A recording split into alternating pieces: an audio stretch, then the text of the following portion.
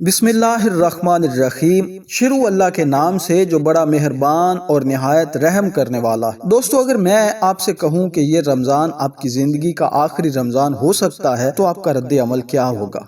کیا آپ اس رمضان کو عام دنوں کی طرح گزاریں گے یا اسے اپنی زندگی کا سب سے بہترین، سب سے خاص اور سب سے بابرکت رمضان بنانے کی کوشش کریں گے؟ سوچیں، اگر واقعی یہ آپ کا آخری رمضان ہو، کیا آپ نے اپنی زندگی کے سب گناہ معاف کروانے کی تیاری کر لی؟ کیا آپ نے اپنی آخرت کے لیے کچھ کیا؟ کیا آپ نے جنت میں جانے کا کوئی انتظام کر لیا؟ دوستو، ایک دن آئے گا جب ہماری زندگی کا واقعہ ہی آخری رمضان ہوگا، اور شاید وہ یہی ہو۔ رسول اللہ صلی اللہ علیہ وسلم نے فرمایا، جب کسی کی موت کا وقت آتا ہے تو وہ کہتا ہے، یا اللہ مجھے واپس بھیج دے تاکہ میں نیک اعمال کر لوں، لیکن پھر اسے واپس نہیں بھیجا جاتا۔ آج ہمارے پاس موقع ہے، لیکن کل شاید نہ ہو۔ رمضان کا آغاز ہو چکا ہے اور اللہ نے ہمیں موقع دیا ہے کہ ہم اپنی قسمت بدل سکتے ہیں۔ جنت کے دروازے کھل چکے ہیں، جہنم کے دروازے بند ہو چکے ہیں اور شیطان قید ہو چکا ہے، تو پھر ہمیں کون روک رہا ہے؟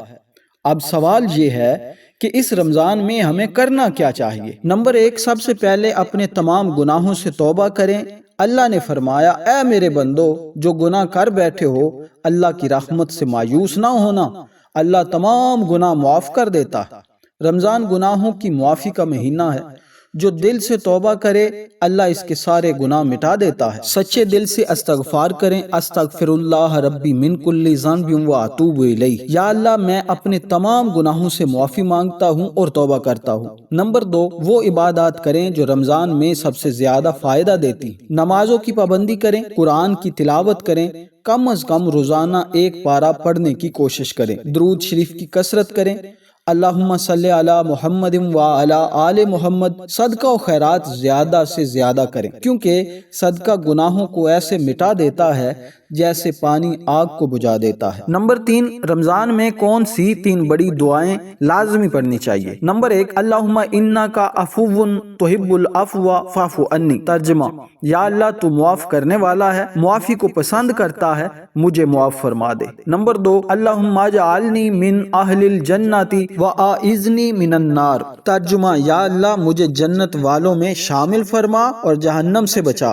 نمبر 3، ربنا آتنا فی الدنیا حسنۃ وفی الآخرۃ حسنۃ وقنا عذاب النار۔ یا اللہ ہمیں دنیا اور آخرت میں بھلائی عطا فرما اور ہمیں دوزخ کے عذاب سے بچا۔ نمبر 4، یہ 5 گناہ رمضان میں بالکل مت کریں۔ نمبر 1، نماز چھوڑنا۔ رمضان میں نماز چھوڑنے والا شخص بہت بڑا گناہ گار ہے۔ نمبر 2، غیبت اور جھوٹ بولنا۔ نبی کریم صلی اللہ علیہ وسلم نے ارشاد فرمایا، جو شخص روزہ رکھ کر بھی جھوٹ بولتا اور برے کام کرتا ہے، اللہ کو اس کے بھوکے رہنے کی ضرورت نہیں۔ نمبر 3، وقت ضائع کرنا۔ موبائل، گیمز، فلمیں اور فالتو گپ شپ چھوڑ دیں، کیونکہ یہ قیمتی وقت واپس نہیں آئے گا۔ نمبر 4، ماں باپ کی نافرمانی، والدین کے ساتھ برا سلوک کرنے والا رمضان میں بھی اللہ کی رحمت سے محروم رہتا ہے۔ نمبر 5، صدقہ نہ دینا۔ رمضان میں صدقہ 70 گنا زیادہ اجر دیتا ہے، تو اللہ کی رضا کے لیے ضرور دیں۔ اب سب سے اہم سوال یہ پیدا ہوتا ہے کہ رمضان کے یہ 30 دن گزاریں کیسے؟ ہر دن ایک نئی عبادت کا اضافہ کریں، قرآن، نماز اور دعاؤں کا معمول بنا لیں۔ ہر رات اللہ سے اپنی مغفرت مانگے، کیونکہ اگر رمضان میں بھی بخشش نہ ملی تو پھر کب ملے گی؟ یہی وہ نایاب موقع ہے جسے ہم ضائع نہیں کر سکتے۔